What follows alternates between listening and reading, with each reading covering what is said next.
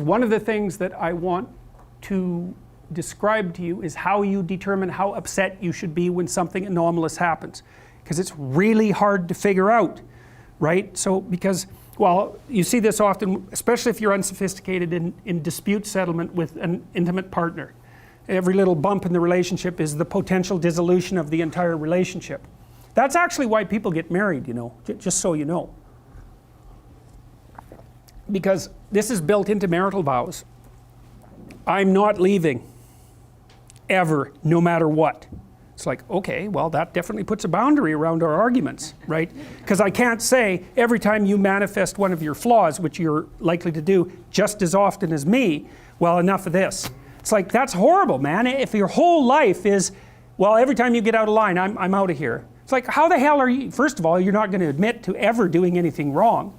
Second, you're going to be on you're like a scared cat the entire relationship, because, well, who knows, it could just come to an end at any moment.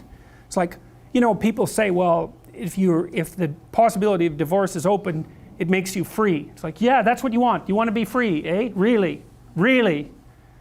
So you can't predict anything. That's what you're after. It's a vow.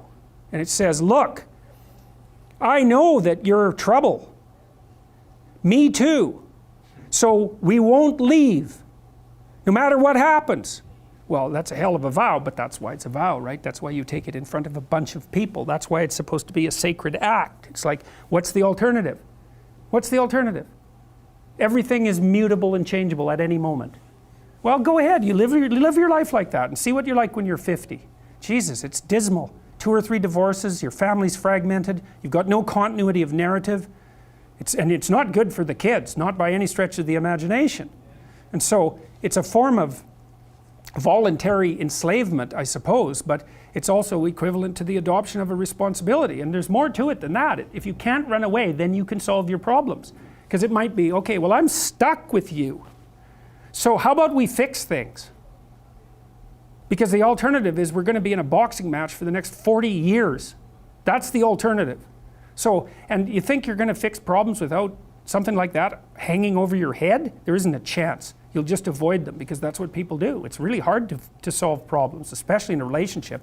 We're having a fight and I find out that it's, you know, because you were abused by your uncle when you were 5 or some goddamn thing. You know, it's like, it's very frequent that that sort of thing happens. There's your partner is, you know, manifesting some weird anomalous behavior. You just can't make heads or tails of it. It doesn't seem related to what you're doing at all. They don't want to talk about it.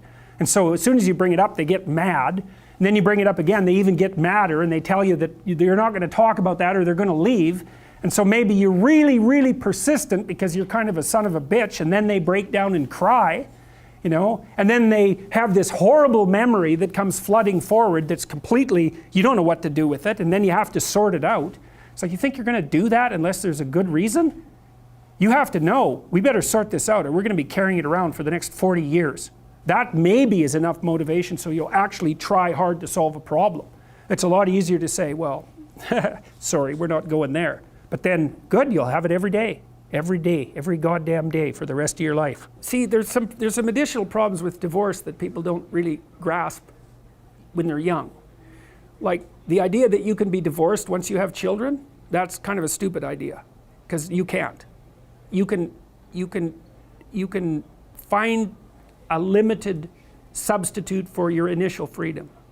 But if you have kids and you try to get divorced, the probability that that's going to demolish your life is very, very high. First of all, it's incredibly expensive. So one or both of you is going to come out of that poor. And your market value has declined. Let's say you're the woman who takes the kids. Your market value has declined radically. You're going to be poorer. The man, he's just as screwed, because he is now an indentured servant and there's no escape from it. So it's not so bad if you can negotiate a peaceful separation, and some people can, but lots of times if you have a terrible relationship, it's not like negotiating a peaceful separation is all that easy. But if you're at each other's throats, good luck to you. I think it's roughly equivalent to having non-fatal cancer. It is not pleasant. It's a 10-year process, 15-year process. It'll cost you $250,000, and it'll tear a big chunk out of your life.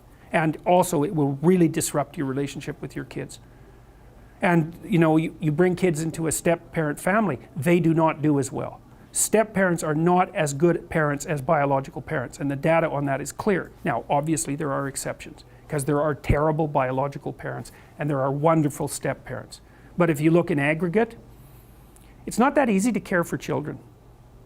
You need everything you can binding you to them. And if they're someone else's children, mostly they get in the way of the person that you love, right? Well, if let's say you have a child, I'll be right out. Let's say you have a child and I want to go out with you. Every second you spend with that child is the second you don't spend with me. And there's going to be a price for that. I'm not going to be happy about that. And if I have a child, you're going to feel exactly the same way. You might say, well, no, I love children. It's like, yeah, sure you do. I doubt it. You might love your child. And you know, it's pretty specific the way that people love children. So, and the rate of abuse for kids in step-parent families is way higher than it is in biological families. There's not even any comparison.